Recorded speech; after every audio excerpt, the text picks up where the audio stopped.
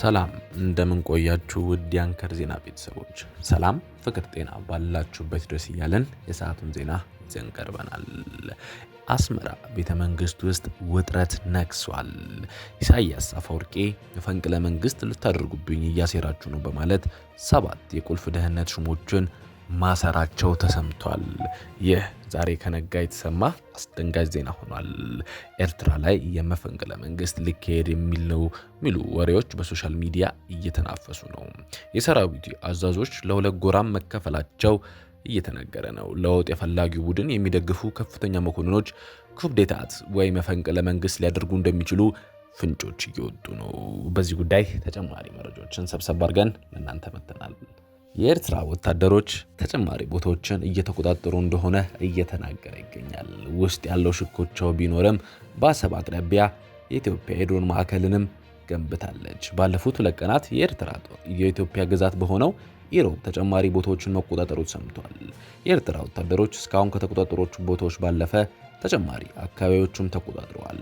ዶክተር ጌዲዮን ጢሞቴዎስ ከቀናት በፊት ኤርትራ ወታደሮች በኢትዮጵያ ሉዓላዊ ግዛት ውስጥ ይገኛሉ ብለው መናገራቸው ይታወስ ነበር። በሌላ በኩል ዘ ኢኮኖሚስት ኢትዮጵያ በቡሬ አቅራቢያ የድሮን መንደርደሪያና ማስፋፊያ ማዕከላት መገንባቷ በሳተላይት ምስል ማረጋገጡ ዘግቧል። በዚህ በኋላ ሻዕቢያ አወዳደቅ የከፋ ይሆናል እያሉ ነው መላምት ሰጪዎች። ትግራይ ትመክራለች በሚል መሪ ቃል ክልላዊ ኮንፈረንስ ሊደረግ ነው። በትግራይ ክልል ውስጥ ያለውን ፖለቲካ ልዩነት በውይይትና በድርድር መፍታት በጊዜያዊ አስተዳደር በተሰጠ አቅጣጫ መሰረት ክልላዊ ኮንፈረንስ ሊካሄድ ነው። በቅርቡ የሚከናወነው በዚህ ኮንፈረንስ ከ2300 ያህል ተሳታፊዎች እንደሚገኙም ተገልጿል። የፖለቲካ ፓርቲዎች፣ የሲቪክ ማህበራት፣ ሌሎችም ባለድርሻ አካላት በዚህ ኮንፈረንስ ላይ ተሳታፊ እንደሚሆኑ ለማድረግ ሲሆን በህዳር ወር መጨረሻ ለ3 ቀናት እንደሚከናወንም ሰምቷል።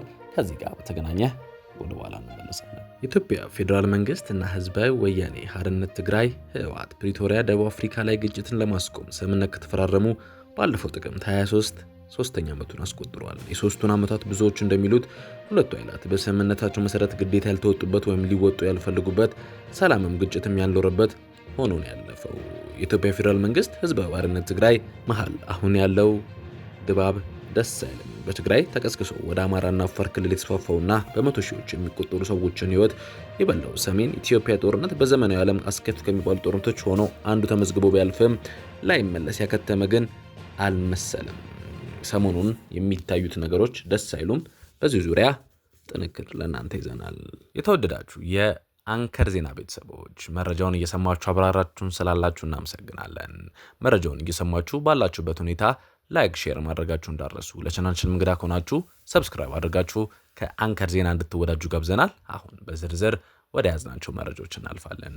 አስመራ ቤተ መንግስት ውጥረት ነግሷል። ኢሳያስ አፈወርቂ መፈንቅለ መንግስት ልታደርጉብኝ እያሴራችሁ ነው በማለት 7 የቁልፍ ደህንነት ሹሞቹን ማሰራቸው ተነግሯል። ከነዚህ 7 ታላላቅ መኮንኖች መካከል በቅርቡ በነበሩ የተለያዩ ውጊያዎችና የተለያዩ እቅዶች ላይ ከኢሳያስ ጋር አብረው ሲማከሩ የነበሩ ቁልፍ ሰዎች እንደነበሩ ተነግሯል። የሰራዊቱ አዛዥ ለሁለት ጎራ መከፈሉም ይበልጥ ሽብር ውስጥ እንደከተታቸው ተነግሯል። ለውጥ ፈላጊ ቡድን የሚደግፉ ከፍተኛ መኮንን ኩዴታት ሊያደርጉ እንደሚችሉ ፍንጮች እየወጡ ነው። ኤርትራ ውጥረት ውስጥ ገብታለች። ሆኖም የኤርትራ ወታደሮች ተጨማሪ ቦታዎችን እየተቆጣጠሩ እንደሆነ ይገኛል። በሀገራቸው ውስጥ ውጥረት ቢኖርም በአሰብ አቅራቢያ እንቅስቃሴዎቻቸውን ቀጥሏል።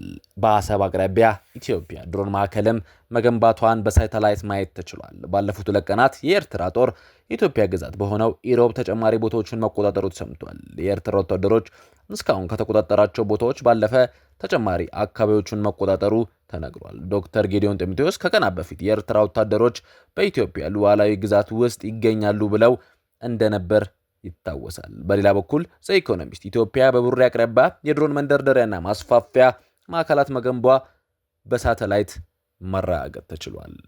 በኢትዮጵያና በፌዴራል መንግስት ህዝባዊ ወያኔ ሓርነት ትግራይ ፕሪቶሪያ በደቡብ አፍሪካ ላይ ግጭትን ለማቆም ስምምነት ከተፈራረሙ ባለፈው ጥቅምት 23 ሶስተኛ ዓመቱን ማስቆጠሩ ይታወሳል። 3 ዓመታት ብዙዎች እንደሚሉት ሁሉ ኃይላት በስምምነታቸው መሰረት ግዴታቸውን ያልተወጡበት ወይ ሊወጡ ያልፈልጉበት፣ ሰላምም ግጭትም ያልነበረበት ሆኖ ነው ያለፈው። በትግራይ ተቀስቅሶ ወደ አማራና ወደ አፋር ክልል ተስፋፋውና በመቶ ሺዎች የሚቆጠሩ ሰዎችን ህይወት የበላው የሰሜን ኢትዮጵያ ጦር በዘመናዊ ዓለም አስከፊ ከሚባሉ ጦርነቶች አንዱ እንደሆነ ተመዝግቦ ነው ያለፈው።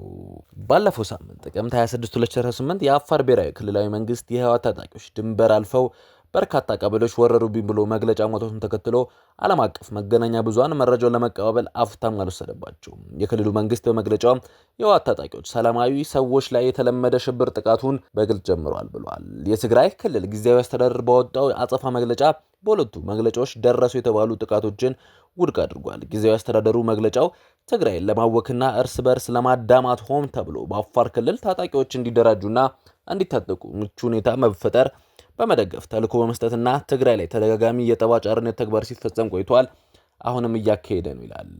በአካባቢው አዲስ ይቀሰቀስ ይሆን በሚል ብዙዎች ዘንድ ስጋት ባጠላበት በአሁኑ ወቅት ህወሓት ታጣቂዎች ከአፋር ክልል ማስወጣቱን የሚገልጽ ዜና ቢናገርም የድሮን ጥቃት በመፈጸሙ ከወደ ትግራይ ተሰምቷል። ህወሓት በመግለጫው ኢትዮጵያ መንግስት ትግራይ ላይ ክልል በሚገኝ አንድ አካባቢ የሰው አልባ አውሮፕላን ድሮን ደብድቧል ብሏል። ድብደባው የፕሪቶሪያ ግጭትን ለማስቆም ስምምነቱን የጣሰ ነው በማለት የፌዴራል መንግስቱን ወንጅሏል።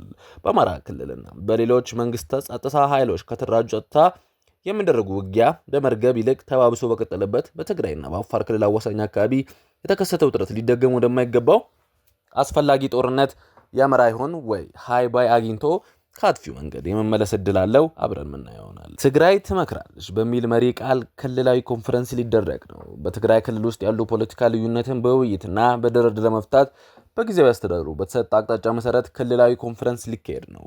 በቅርብ በሚከናወነው በዚህ ኮንፈረንስ 230 እስከ 2300 ያህል ተሳታፊዎች እንደሚገኙ ተገልጿል። የፖለቲካ ፓርቲዎች፣ ሲቪክ ማህበራት፣ ሌሎች ባለድርሻ አካላት በዚህ ኮንፈረንስ ተሳታፊ እንደሚሆኑ የሚደረግ ሲሆን በህዳር ወዳሩ መጨረሻ ላይ ለ3 ቀናት እንደሚከናወን ሰምቷል።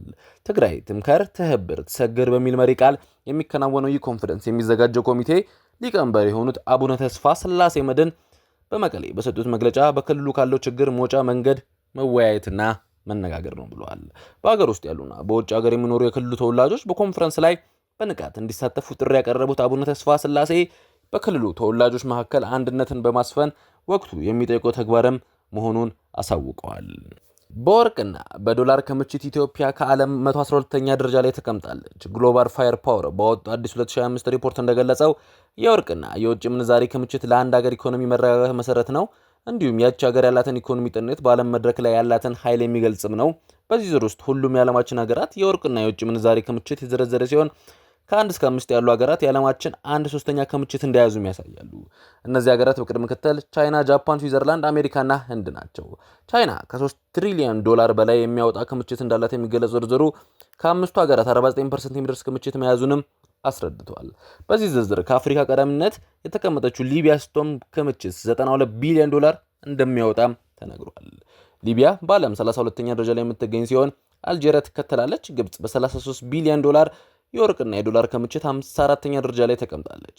በዚህ ዝርዝር ኢትዮጵያ ደረጃ 12ኛ መሆኑን የገለጸው ሪፖርቱ ያላት ክምችት 3 ቢሊዮን 131 ሚሊዮን 288 ሺህ መሆኑን ያስረዳል። በዝርዝሩ መጨረሻ ተርታ ላይ የተቀመጠችው 16 ሚሊዮን ዶላር የሚወጣ ክምችት ያላት ሶማሌ ናት። ከሶማሌ ከፍ ብለው ቡርኪና ፋሶ፣ ዚምባብዌ፣ ደቡብ ሱዳን እና ቻድ የተቀመጡ ሲሆን ቀጥሎ በ139ኛ ደረጃ ላይ ኤርትራ ተቀምጣለች። የኤርትራ ክምችት 225 ሚሊዮን ዶላር መሆኑን ግሎባል ፋየር ፓወር ተናግሯል። የተወደዳችሁ ተመልካቾቻችን ለሰዓቱ የያዝናቸው ዜናዎች ይህን ይመስላሉ። የዩቲዩብ ገጻችንን ሰብስክራይብ፣ ሼር፣ ላይክ በማድረግ አጋርነታችሁን አሳዩን። ሰናይ ጊዜ